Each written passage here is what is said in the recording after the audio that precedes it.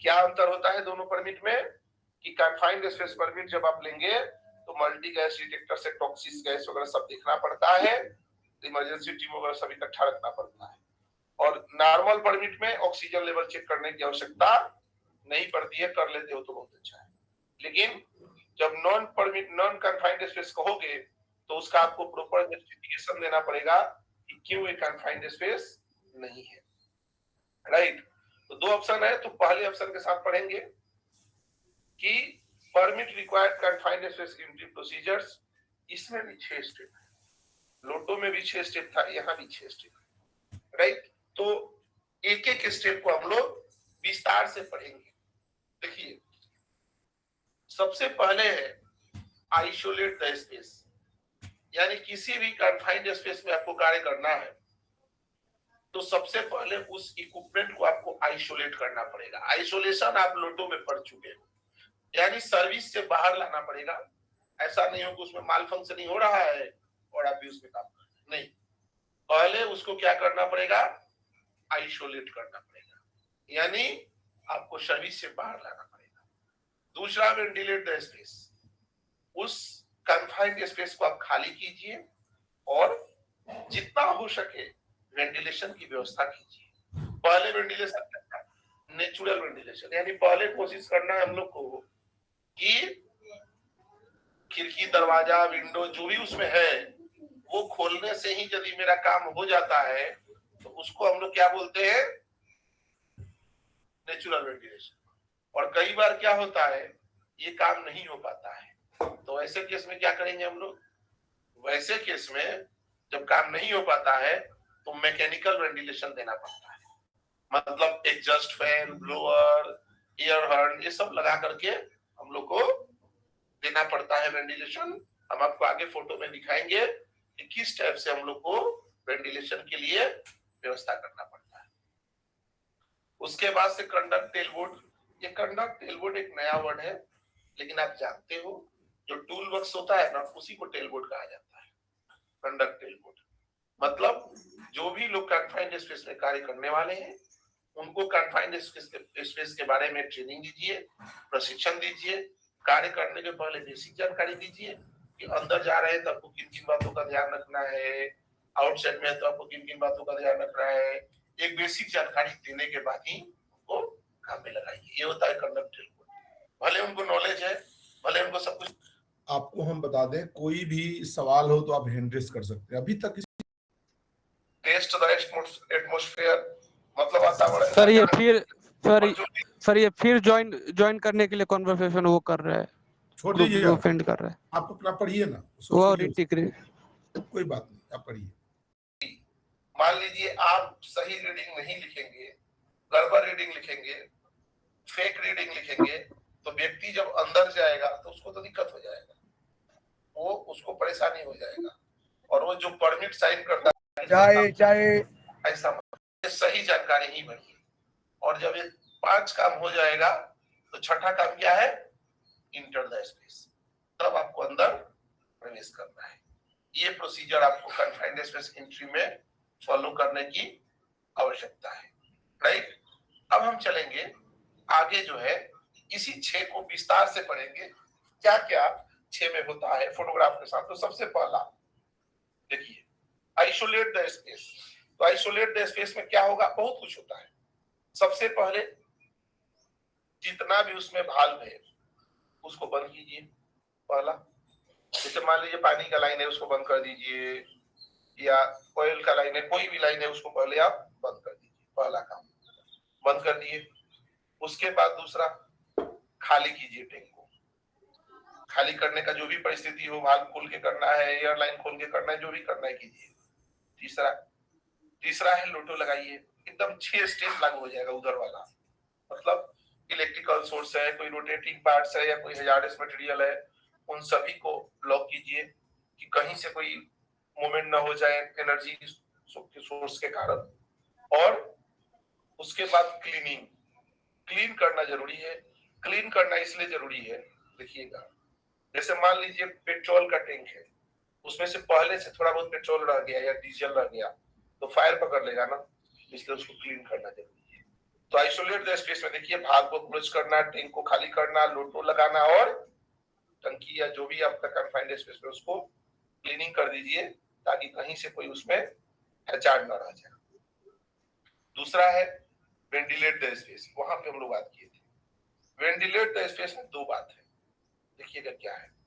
कहता है कि use mechanical ventilation.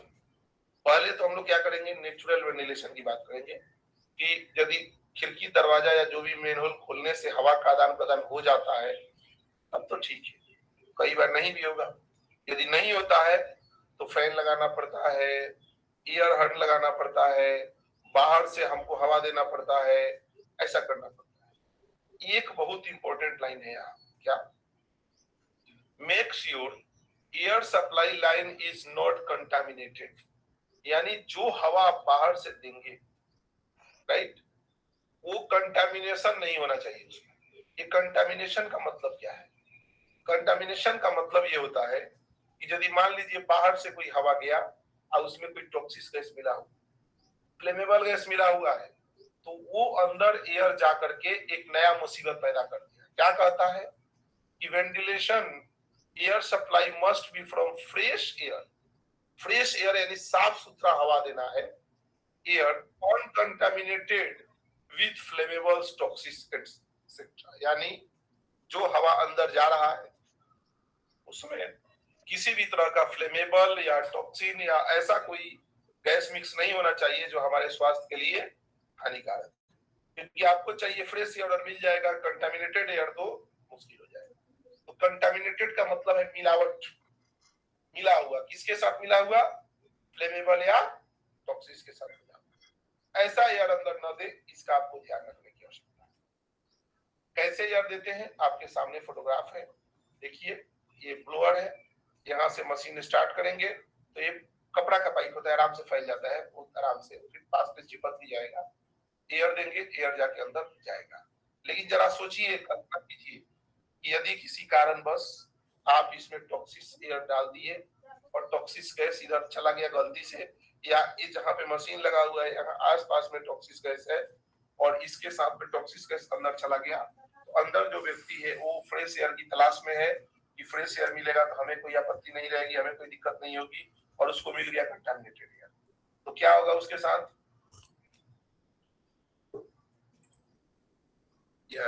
Contaminated air का मतलब क्या होगा भैया, कोई बताओ?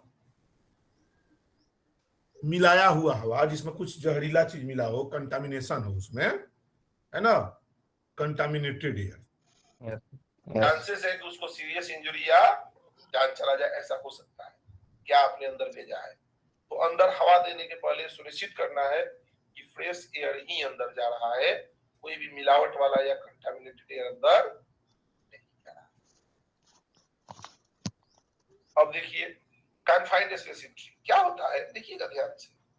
जब आप अंदर जाते हैं ना, अच्छा एक और पॉइंट मैं ऐड करूंगा यहाँ पे, जैसे मान लीजिए कोई आपने परमिट लिया, तो परमिट लिया और परमिट लेके आप अंदर गए, तो अंदर गए काम करने, सब कुछ ठीक था, तो इसका मतलब ये नहीं कि एक बार ठीक था तो हमेशा ठीक रहेगा, ये नहीं हो सकता है।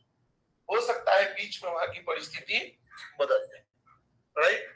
कई बार क्या होता है कि आप अंदर कार्य कर रहे हैं, अंदर से जो है हाइड्रोजन सल्फाइड या हाईली फ्लेमेबल गैस रिलीज हो गया, तो वैसे केस में आपको क्या करना है, इमीडिएट बाहर आना है और अटेंडेंट आपको सूचित करेगा कि आप बाहर आ जाइए, अंदर का परिस्थिति ठीक नहीं है। तो ध्यान रखिएगा कि कभी भी कन्फाइंड स्पेस में हम प्रवेश किए और वहां की स्थिति नॉर्मल थी, अच्छा था, किसी भी प्रकार का दिक्कत नहीं था, तो इसका मतलब ये नहीं कि हमेशा दिक्कत नहीं रहेगा, कभी भी उसमें प्रॉब्लम हो सकता है, कभी भी उसमें कोई गैस का लेवल बढ़ सकता है या घट सकता है, हो सकता है।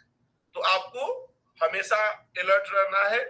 जैसे ही आपको लगे कि एबनॉर्मल लग रहा है कि हम यहाँ पे अंदर काम नहीं कर पाएंगे, आप स्वतः बाहर आ जाइए, या यदि आपको सुपरवाइजर कहता है या एंट्री सुपरवाइजर कहता है या अटेंडेंट कहता है आप बाहर आइए, तो आप इमीडिएट बाहर, राइट। तो ये हो गया, कई बार अंदर से मीथेन को इसका ध्यान रखना है। अब कंडक्ट ए टेलबोर्ड में क्या करना है, तो इन crew member crew must attend. Crew member मतलब जो जो लोग इस कार्य में इन्वॉल्व है, अटेंडेंट हो गया, इंटेंडेंट हो गया या एंट्री सुपरवाइजर हो गया, ये तीनों मिलेंगे और सब मिलके आपस में मीटिंग करेंगे और उसमें सुपरवाइजर समझाएगा या और भी कोई जानकारी रखता है तो कोई व्यक्ति अपना इनपुट दे सकता है। इस पॉइंट को भी हमको ध्यान रखना है।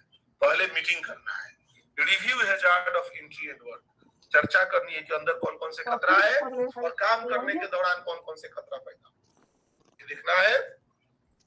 उसके बाद रिव्यू पीपीज, सुरक्षा उपकरण कौन कौन से पहनने हैं, अपने पास उपस्थित है कि नहीं है तो कहां से आएगा, ये करना है। Review procedure for contacting rescue, right. यहाँ पे कहता है वेरीफाई रेस्क्यू अवेलेबल, आपको अंदर फंस गए तो निकालने का जो उपकरण है वो आपको है कि नहीं है। और यहाँ पे जो सबसे इंपॉर्टेंट है कि अंदर यदि कोई इक्विपमेंट है, सॉरी माफ करिएगा, कोई भी आपके पास रेस्क्यू इक्विपमेंट है, कोई कहता है कि हाँ है, आपको उसके बातों पे भरोसा क्या करना है, नहीं करना है। क्या करना है, बोलना है वेरीफाई रेस्क्यू अवेलेबल, आप दिखाइए कहाँ पे है और यहाँ पे लाके रखिए, राइट। नहीं तो कई बार क्या होता है, किसी सुपरवाइजर ने बोला हाँ सब कुछ है तुम काम करो, आज जब फंस गया मामला, जल्दी से लाइए रेस्क्यू इक्विपमेंट, तो बोलता है स्टोर का चाबी तो मेरे पास नहीं है, वो तो सुपरवाइजर लेके चला गया है, अब क्या करेंगे। तो ऐसी परिस्थिति आने ना पाए तो उसके लिए सबसे बेहतर तरीका क्या है, आप वेरीफाई कीजिए कि माल है कि नहीं है, यदि मटेरियल है तो आप अंदर प्रेस करेंगे, नहीं तो कंप्लीट परमिट। और ये सब होने के बाद हम लोग परमिट की तरफ मूव करेंगे।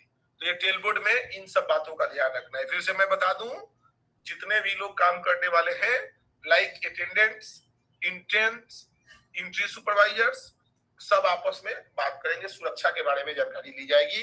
Review hazards of entry and work, अंदर में कौन कौन से खतरा है और काम के दौरान क्या क्या खतरा होगा या कार्य क्या होने वाला है, उन सभी के बारे में चर्चा होगी। पीपीज, सुरक्षा उपकरण कौन कौन से हैं, कौन कौन से नहीं है, वो देखना पड़ेगा। रेस्क्यू इक्विपमेंट्स है कि नहीं है और उसको आंखों से देखना है कि कहाँ है, दिखाओ, यहाँ ला के रखो, तब परमिट साइन करके हम लोग काम में आगे बढ़ेंगे। किसी कोई सवाल इसमें?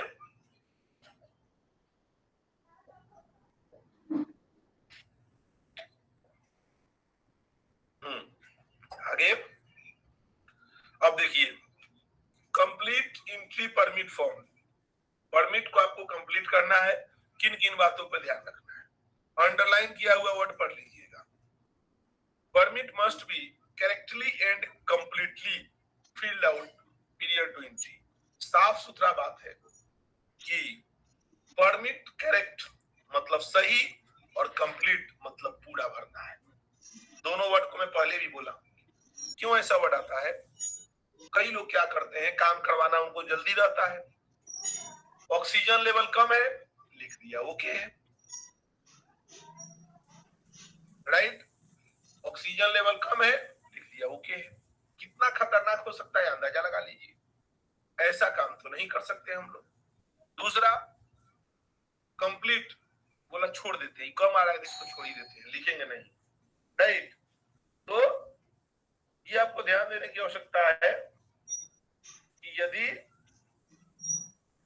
परमिट में जानकारी अधूरी है, आधा अधूरा जानकारी भरा हुआ है, नहीं करना है काम।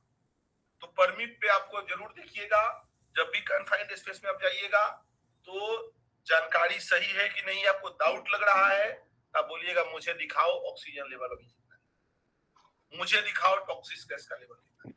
आपका अधिकार है, आप पूछ सकते हैं, आप वेरीफाई कर सकते हैं, उसके बाद आप कार्य के लिए किसी सिग्नेचर टू बी वैलिड। जब तक एंट्री सुपरवाइजर उस परमिट पे साइन नहीं करता है तब तक वो परमिट वैलिड है।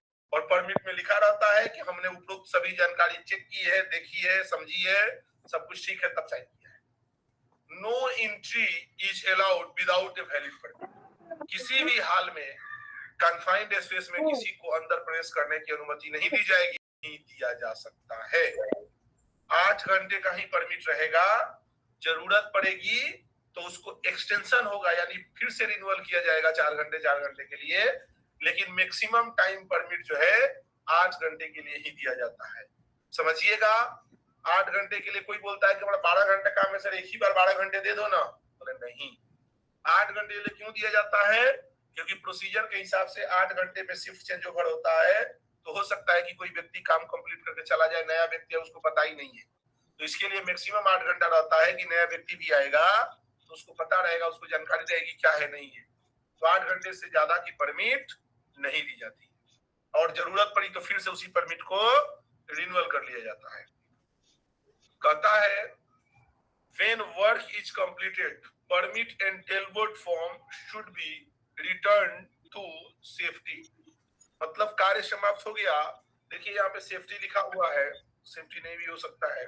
आपके प्लांट में जिसको भी सबमिट करना होता है उसको आप बात करके सबमिट कर दीजिए, लेकिन काम कंप्लीट होने के बाद परमिट और टूल बॉक्स का पेपर या टेलरोड का पेपर आप कंसर्न डिपार्टमेंट को हैंड ओवर कर दीजिए। कंसर्न डिपार्टमेंट मतलब रिलेटेड डिपार्टमेंट। जैसे मान लीजिए कंसर्न डिपार्टमेंट का मतलब हो गया कि परमिट लेने वाला डिपार्टमेंट हो गया सेफ्टी डिपार्टमेंट, उसको दे दीजिए। और मान लीजिए कोई मटेरियल हैंड ओवर करने वाला डिपार्टमेंट हो गया स्टोर डिपार्टमेंट, तो स्टोर आपका कंसर्न डिपार्टमेंट हो गया, राइट। कंसर्न डिपार्टमेंट मतलब इससे संबंधित विभाग, राइट।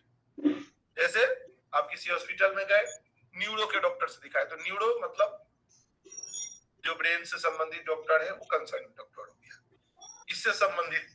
तो कंसर्न का मतलब सिंपल सा समझ सकते हैं आप, संबंधित विभाग को आप। फिर आप देखेंगे cancelled permit must be kept on file for an at least 1 year. जो परमिट कंप्लीट हो गया, काम समाप्त हो गया, परमिट कैंसिल करके रखा गया है, कम से कम 1 साल तक के लिए रखना चाहिए। 1 साल हो गया तो उस परमिट को आप डिस्ट्रॉयड कर सकते हो, मतलब डैमेज कर सकते हो, कोई परेशानी नहीं है। तो ये हो गया आपका परमिट फिल करने का तरीका। सर एक बार फिर से समझाइए ना, एक बार और। बिल्कुल रिपीट करते, बिल्कुल जानकारी देनी है परमिट में। दूसरा, परमिट जब तक सुपरवाइजर साइन नहीं करेगा तब तक वो वैलिड नहीं है, और बिना परमिट का किसी को कन्फाइंड स्पेस में प्रेस नहीं करना है। परमिट 8 घंटे से ज्यादा के लिए वैलिड नहीं हो सकता है, मैक्सिमम 8 घंटे के लिए होगा। और काम समाप्त होने के बाद परमिट और टूल बॉक्स का पेपर सेफ्टी डिपार्टमेंट को या कंसर्न डिपार्टमेंट जो भी है जो परमिट देता है उसको आप ले जाकर दे दीजिए। और cancel permit must be kept on file for at least 1 year, और जो कैंसिल किया हुआ परमिट है कम से कम 1 साल के लिए आपके फाइल में रखना चाहिए। ये रिक्वायरमेंट हो गया परमिट का। क्लियर है भैया? Yes sir. अब अगला है टेस्ट एटमॉस्फेयर। अब ये तीनों प्रश्न आपको पढ़ाया जा चुका है। तो सबसे पहले आप ऑक्सीजन लेवल को चेक कीजिए, ऑक्सीजन लेवल कितना है। तो ऑक्सीजन लेवल आपको दिख रहा है 19.5 टू 23.5। और ये याद रखिएगा, भूलिएगा मत, ऑक्सीजन लेवल आपको याद रखना है 19.5 से 23.5 होना चाहिए, ये आपको याद रखना है। दूसरा, सर कितना होना चाहिए? यानी लिखा हुआ तो है सामने, ऑक्सीजन लेवल कितना लिखा है पढ़ो। 19.5% वेरी गुड। कम्बस्टेबल जो एलईएल है कितना होना चाहिए? कल आपको फुल फॉर्म दिया था लिखने के लिए, आप लिख के आए होंगे। लोअर एक्सपोजर लिमिट जो है 10% से ज्यादा नहीं होना चाहिए, नहीं होना चाहिए। हो जाएगा। सर ये पर बोल रहे थे कि जैसे ये वर्क परमिट तो फिर क्लाइंट ही देगा ना? हाँ बिल्कुल, क्लाइंट देगा, करेक्ट जाएगा। मस्ट कॉमनली कार्बन मोनोऑक्साइड, और कार्बन मोनोऑक्साइड कितना होना चाहिए? 35 ppm से कम, उससे ज्यादा होगा तो प्रॉब्लम हो जाएगा। हाइड्रोजन सल्फाइड के लिए आपको बताया था कितना? 10। इसको सवाल होगा बोल रहा था कि सर ये वर्क परमिट तो क्लाइंट ही देंगे ना? भाई बोला तो कि क्लाइंट ही देगा। Yes right. और any other hazardous material as determined by the use of the space. और इसके अलावा भी आपको देखना है कि अंदर में कोई हैजार्डियस प्रोडक्ट या मटेरियल तो नहीं है जो हमारे शरीर के लिए नुकसानदायक है, हमारे स्वास्थ्य के लिए नुकसानदायक है, वैसे परिस्थिति में उसको भी आपको क्लीनिंग और जो है क्या बोलते हैं रिमूवल करने के नाश्ता बाद है, अंदर प्रवेश करना है। नाश्ता है। तो ये तो हमने बता दिया कि ऑक्सीजन लेवल, एलईएल, टॉक्सिक गैस, ये सब देखना है, लेकिन इसके अलावा और भी कुछ हो सकता है। तो आपको देखना है कि ऐसा कुछ परिस्थिति बन रही है, तो वैसे केस में हम क्या करेंगे, अंदर प्रवेश करने की अनुमति नहीं देंगे जब तक कि अंदर का एटमॉस्फेयर सेफ और सुरक्षित नहीं होगा जाने के लिए हम किसी को अनुमति नहीं दे सकते, राइट। फिर देखेंगे अदर हैजार्ड्स। ये देखिए नॉइस, कन्फाइंड स्पेस में बहुत ज्यादा साउंड आता है, आप इसको ध्यान देना पड़ेगा कि ऐसा ना हो कि अत्यधिक साउंड के कारण किसी को हियरिंग यानी सुनने सर से ये मतलब वर्क परमिट पर देगा कौन सर? आप थोड़ा पूछिए, हेलो? सवाल पूछिए क्या पूछना चाहते हैं। पर आवाज नहीं आ रही है। मेरी आवाज सभी को मिल रही है? Yes sir. यस सर, आवाज आ रही है। अब आप बताएं बिल्कुल क्या आ रही है। सवाल है भैया। सर बोल रहा था कि सर ये वर्क परमिट पर कौन देंगे, क्लाइंट देंगे कि या 50 सुपरवाइजर देंगे? क्लाइंट एरिया होना। आप क्लास कितना दिन से जुड़ रहे हैं? आप कितना दिन से क्लास जुड़ रहे हैं? आवाज नहीं आ रही। आप पहले शांति वाला प्लेस पे जाएं जहाँ शांति रहे और फोन लेकर आराम से बैठे, समझ में आएगा। नोट में लिखा है। आप वर्क परमिट पढ़े हो? अगर वो वर्क परमिट क्या होगा, एलगी लग जाता है। एलगी समझते हो ना, जो हम लोग गांव में बोलते हैं काई लग जाना, स्लिपरी फ्लोर लग जाता है, एलगी लग जाता है और उस पे पैर पड़ेंगे फिसल जाएगा। तो इसलिए अंदर में थोड़ा सावधानी बरतनी है और increase chance of electric shock.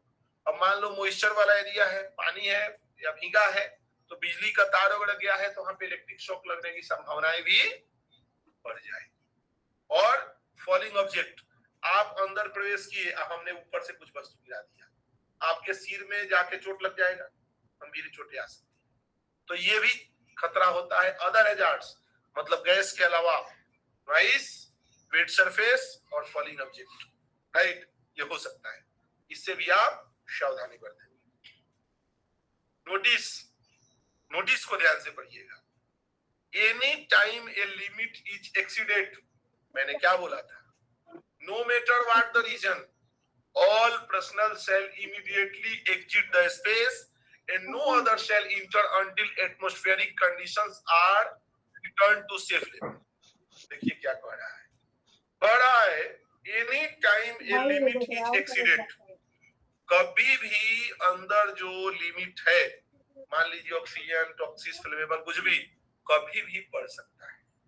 No matter what the reason, कोई भी कारण हो सकता है, बढ़ जाएगा, कोई भी कारण हो सकता है। ऑल पर्सनल, कोई भी व्यक्ति अंदर है, immediately shall immediately exit the space, उसको इमीडिएट बाहर आना होगा। And no other shall enter until, और कोई भी व्यक्ति अंदर प्रवेश नहीं करेगा जब तक कि अंदर का परिस्थिति, अंदर का कंडीशन सामान्य नहीं हो जाए, अंदर की परिस्थिति नॉर्मल नहीं हो जाए, राइट। इसमें कोई भी समझौता नहीं होगी। कहता है नीचे there are no exceptions to this, कोई भी बहाना ये नहीं ऐसा है वैसा है, थोड़ा 5 मिनट का नहीं, कुछ नहीं बोला मतलब बाहर आइए। क्योंकि आप देखे हो ऑक्सीजन परसेंटेज मान लीजिए बहुत ज्यादा गिर गया तो क्या होगा, इमीडिएट आप बेहोश हो जाओगे, और बेहोश हो जाओगे निकल नहीं पाओगे, और 2 4 5 10 मिनट रह गए जान भी चला जा सकता है। तो इसके लिए आपको ध्यान रखना है कि अंदर है। जैसे होता क्या है, अंदर आप कन्फाइंड स्पेस में कार्य कर रहे हैं, अक्सर होता है कि यदि कोई व्यक्ति अंदर में वेल्डिंग का कार्य कर रहा है तो वैसे केस में हॉट वर्क होगा तो ऑक्सीजन की कमी हो सकती है, राइट, टेम्परेचर बढ़ सकता है, कुछ भी हो सकता है। तो आप हमेशा चौकन्ना रहेंगे अंदर रहेंगे तो, और जैसे ही आपको लगेगा कि स्थिति एबनॉर्मल है, इमीडिएट आप बाहर आ जाएंगे और तब तक अंदर प्रवेश नहीं करेंगे जब तक की स्थिति सुरक्षित नहीं हो जाए। इसके लिए कोई भी बहाना नहीं बनाना है, ये आपका सीधे जान से जुड़ा हुआ मामला है। अब देखिए, atmosphere testing shall be perform, testing कब करना चाहिए, यहां एक सवाल है। कहता है prior to entry prior to every entry when the space is vacant। जैसे मान लीजिए, समझिएगा बात, आप जो है कन्फाइंड स्पेस में काम कर रहे हैं और 11 बजा आप बोले चाय पीने बाहर आते हैं, सभी लोग बाहर आ गए चाय पीने। अब 15 मिनट बाद चाय पी के फिर वापस एंट्री करना है तो फिर चेक होगा, फिर से चेक करना पड़ेगा। कहता है पीरियड टू एवरी एंट्री, जब भी आप प्रवेश करने जाएंगे दिन भर में 4 बार निकलेंगे, 4 बार टेस्ट होगा। क्योंकि मान लीजिए 15 मिनट उस कन्फाइंड स्पेस में कोई नहीं था या आधा घंटा कोई नहीं था, उस आधे घंटे में क्या परिस्थितियां बदली है अंदर, ये तो बताना मुश्किल है ना। तो इसके लिए जब भी आप अंदर प्रवेश करेंगे तब चेक होगा। ये नहीं कि सुबह चेक किया था, अभी बार बार क्या चेक करना है, बार बार नहीं 20 बार चेक करना है। जब भी व्यक्ति प्रवेश करेगा चेक करना है।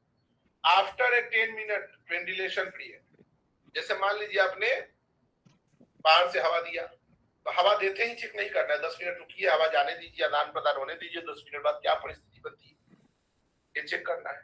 और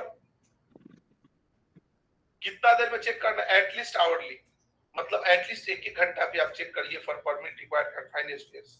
लेकिन मोर फ्रीक्वेंटली इफ कंडीशन और सस्पिशियस वगैरह, यदि आपको लगता है कि अंदर की स्थिति उतनी ठीक नहीं है तो 1 घंटा कौन बोले 15-15 मिनट पे, आधे घंटे पे या 10-10 मिनट पे आपको चेक करने की आवश्यकता है, यदि आपको डाउटफुल कंडीशन है तो, राइट।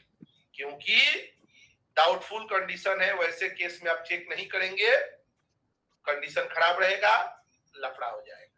तो इसलिए आपको देखना है कि हमको कब चेक करना है। तो क्या है, एक बार रिपीट कर देते हैं, जब भी आपको अंदर प्रवेश करना है आपको चेक करने की आवश्यकता है। After a 10 minutes ventilation period, जब आप हवा बाहर से दे रहे हैं तो हर 10 मिनट बाद आप चेक करिए कि क्या परिस्थिति है। और बोलता है कि कन्फाइंड स्पेस चल रहा है तो एटलीस्ट एवरी आवर्स में 1-1 घंटा पे चेक कीजिए। और आपको लगता है कि अंदर जो है कुछ काम चल रहा है जो थोड़ा डेंजर है, रिस्की है, तो वैसे केस में फ्रीक्वेंसी और बढ़ा दीजिए और जल्दी जल्दी आप उसको चेक कीजिए। किसी को कोई डाउट नहीं है? आगे बोलिए। सर ये सेफ्टी ऑफिसर चेक करेगा? नहीं, ये जो सुनिए भाई साहब, अभी थोड़ी देर हम लोग पढ़े ना, जिसका नाम था कॉम्पिटेंट पर्सन, तो जो काम करवाएगा उसका काम है बीच बीच में देखना, और अटेंडेंट का भी रोल हो जाता है फिर बीच में, अटेंडेंट प्लस कॉम्पिटेंट पर्सन और एंट्री सुपरवाइजर, 4 लोग हम इसमें देखे। सबसे पहले है इंट्रेंट जो अंदर घुस के काम कर रहा है, उसके बाद दूसरा था अटेंडेंट देख रेख करता है तो उसका काम है चेक करना। उसके बाद एंट्री सुपरवाइजर जो पूरे काम का जिम्मेदार है, उसका भी काम है चेक करना। और चौथा हो गया ओवरऑल जो कॉम्पिटेंट पर्सन है वो भी देख सकता है। और सेफ्टी ऑफिसर क्या करेगा, वो भी गया तो हम बोलेंगे एक बार दिखाओ क्या है, तो हम अपने सब सेटिस्फेक्शन के लिए चेक करेंगे कि दिखाओ मुझे क्या है, राइट। हम लोग के एंड से क्यों चेक करना जरूरी है, एक बार मान लो जो इंजीनियरिंग टीम होता है, मेंटेनेंस टीम, उसको काम का पड़ी रहती है, काम कराना है जल्दी जल्दी। अब मान लो बिना प्रॉपर ऑक्सीजन लेवल कहीं काम शुरू कर दिया तो हम लोग को एक बार चेक कर लेना चाहिए, संतुष्ट हो जाना चाहिए। क्लियर है ना? Yes sir. अब देखिए कंस्ट्रक्शन इंडस्ट्री स्टैंडर्ड्स पढ़ लेंगे। All employ required to enter into confined space और enclosed space shall be instructed as to the nature of the hazard involved, the necessary precautions to be taken, and in the use of protective and emergency required, the employer shall comply with any specific regulations that apply to work in dangerous or potentially dangerous area। क्या कहता है, एक को समझने का प्रयास करें। All employee required to enter into confined space, चाहे कंस्ट्रक्शन के लिए बात हम कर रहे हैं, लेकिन चाहे कंस्ट्रक्शन हो या प्रोसेस, यदि कोई व्यक्ति अंदर कन्फाइंड स्पेस में कार्य करने के लिए जाएगा तो आपको क्या करना है, करना यह है कि जो प्रोसीजर्स है, जो भी प्रोसीजर्स है उसमें आपको है, जो हैजार्ड है अंदर में कन्फाइंड स्पेस में, उस हैजार्ड को आपको क्या करना है, लोगों को बताना है कि यहाँ पे ये हैजार्ड है, इस टाइप का खतरा है, आपको ये सावधानी रखनी है। प्लस में जो अंदर लोग हैं उनको पता होना चाहिए कि सुरक्षा व्यवस्था में काम करने का तरीका यहाँ पे क्या है, पीपीई को कैसे इस्तेमाल करना है, ये उनको पता होना चाहिए, राइट। और उनको नहीं पता रहेगा तो हादसा होने की संभावनाएं बढ़ जाएगी, राइट। तो उन्हें बताना किसकी जिम्मेदारी है, कंपनी की जिम्मेदारी है। और इसमें क्या क्या कह रहा है, किस टाइप का हैजार्ड है, वहां क्या खतरा है, कैसे वहां बचेंगे, यदि कुछ सुरक्षा को उपकरण है तो उसका उपयोग कैसे करना है, या और भी कोई नियम कानून है उससे उसको फॉलो हो रहा है कि नहीं हो रहा है, ये सभी काम को करना है, राइट। ये सावधानी को रखने की जरूरत है, ठीक है।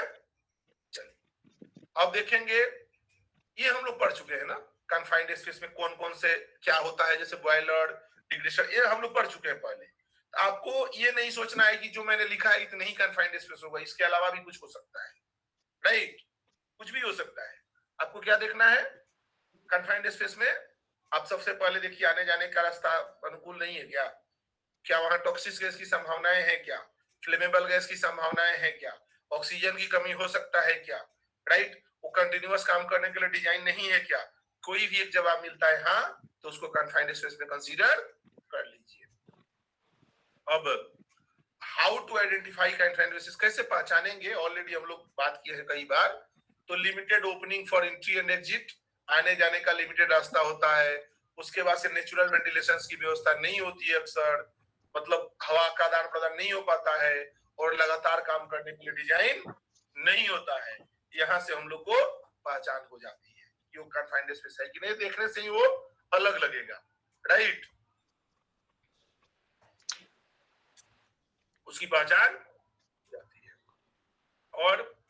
और भी कुछ परिभाषा है, openings as small as 18 inch diameters, 18 inch का डायमीटर या उससे छोटा होगा, राइट, या अंदर काम करने के लिए हम आसानी से नहीं जा सकते। डायमीटर के बारे में क्या होता है?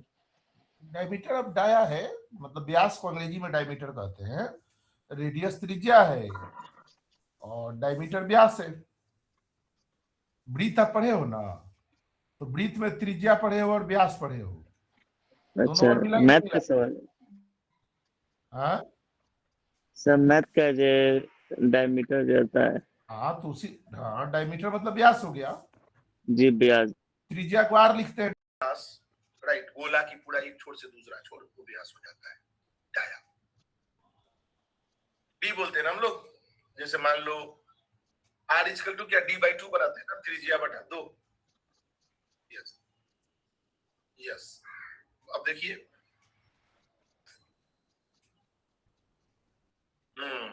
और अब हम बात करेंगे अंदर जो है वातावरण क्यों खराब होता है।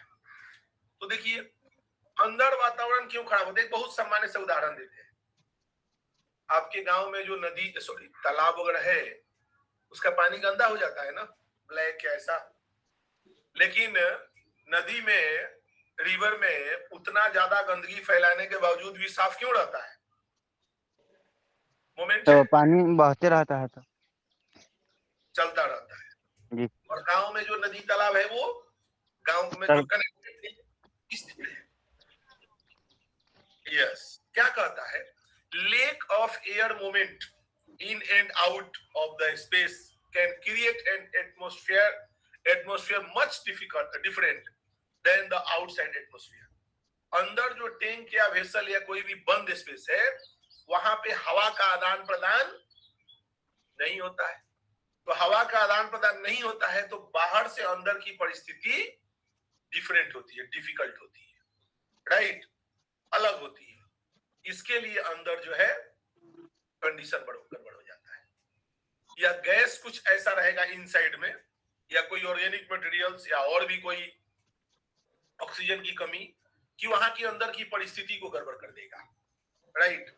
जैसे कोई टॉक्सिक गैस अंदर है, कैसे हो, तो हवा का आदान प्रदान हो नहीं रहा है। आप जहां बैठे वहां यदि टॉक्सिक गैस छोड़ दिया जाए तो बहुत ज्यादा दिक्कत नहीं है। यदि क्वांटिटी कम है तो, क्वांटिटी ज्यादा है तो दिक्कत है, लेकिन क्वांटिटी कम है तो दिक्कत नहीं है। कैसे? क्वांटिटी कम है तो हवा का मोमेंट है उसमें मिल जाएगा, राइट। लेकिन अंदर किसी बंद वेसल में रहेगा तो गैस वही रहेगा ना।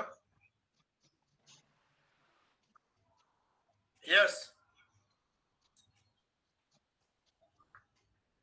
तो कहता है कि अंदर की परिस्थिति खराब क्यों रहती है, अनफेवरेबल क्यों रहता है? क्योंकि अंदर में कोई हवा का मूवमेंट नहीं हो रहा है, कोई डेडली गैस हो सकता है अंदर, कोई ऑर्गेनिक मटेरियल कैन डिकम्पोज्ड, या ऑक्सीजन की कमी, enough may not be enough oxygen due to presence of other gases or chemicals, right? तो अंदर में परिस्थितियां प्रतिकूल या अनुकूल हो सकती है, तो अंदर तो बाहर से हवा का आदान प्रदान होता नहीं है, जिसके चलते अंदर की स्थिति अच्छी नहीं होती है, राइट। आगे, not design for continuous worker occupancy. अब ये बताओ, कोई भी टैंक या वेसल आप बनाते हो तो ये सोच के थोड़ी बनाते हो कि इसमें आदमी को सुलाना है, आदमी को बैठना है, नहीं। आप ये सोच के बनाते हो इसमें से लीकेज नहीं होगा, इसमें पानी नहीं जाएगा, इसमें से कोई भी रिसाव नहीं होगा, ऐसा सोच के बनाते हो। तो अंदर काम करने के लिए तो ऐसा नहीं होता है। कोई ऐसा है जो मान लो भूसा रखने का एक रूम बना रहा है तो उसमें हवा कहां से आएगा ऐसा सोचता है? कोई नहीं सोचता है। हाँ, रहने के लिए रूम बना रहे हो वहां जरूर सोचते हो कि यहाँ पे खिड़की थोड़ा बड़ा बड़ा लगाओ, साउथ से भी लगाओ, वेस्ट से भी लगाओ, नॉर्थ से भी लगाओ, हर तरीके से लगाओ, हवा का आदान प्रदान बहुत अच्छे से होना चाहिए, ऐसा सोचते हैं। लेकिन कन्फाइंड स्पेस बनाने में कोई नहीं सोचता है। छत पे सिंटेक्स लगाते उसमें हवा का आदान प्रदान का सोचते हो, ऊपर से भी ढक्कन बंद कर देते हो, राइट। तो अंदर की परिस्थिति बिगड़ने का कारण क्या है कि हम जो बनाते हैं कोई भी वेसल, वो किसके लिए बनाते हैं? प्रोसेस के हिसाब से बनाते हैं, स्टोर के हिसाब से बनाते हैं, मटेरियल को सुरक्षित रखने के हिसाब से बनाते हैं, ट्रांसपोर्ट करने के हिसाब से बनाते हैं।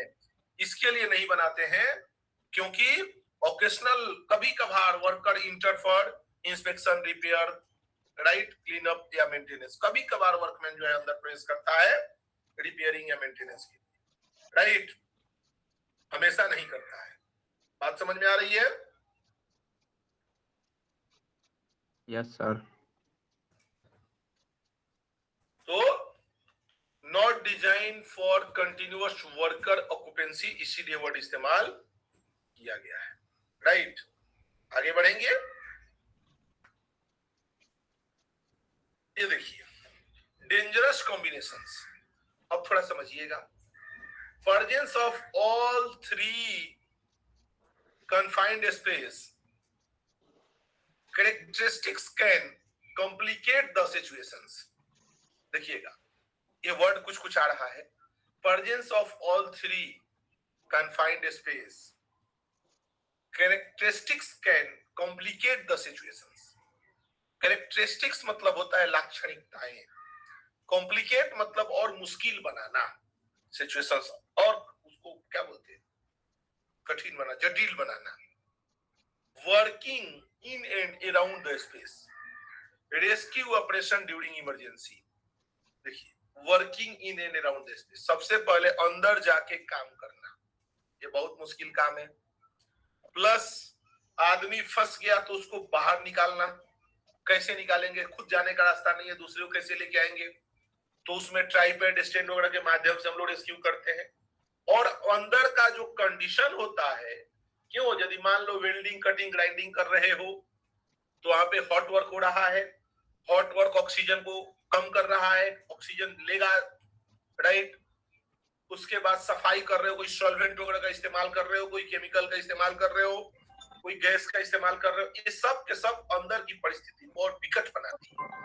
अब अंदर आदमी है और ऐसा काम चल रहा है जिसमें ऑक्सीजन कम होगा और आदमी को ऑक्सीजन चाहिए, जटिल बनाता है उसका। तो अंदर का काम करने का जो कन्फाइंड स्पेस पे मामला है, दिक्कत वाला क्या हो जाता है कि अंदर काम करना, अंदर से लोगों को बाहर निकालना और काम करने के दौरान और भी कुछ खतरा जनरेट होता है। तो ये सब परिस्थिति जो है अंदर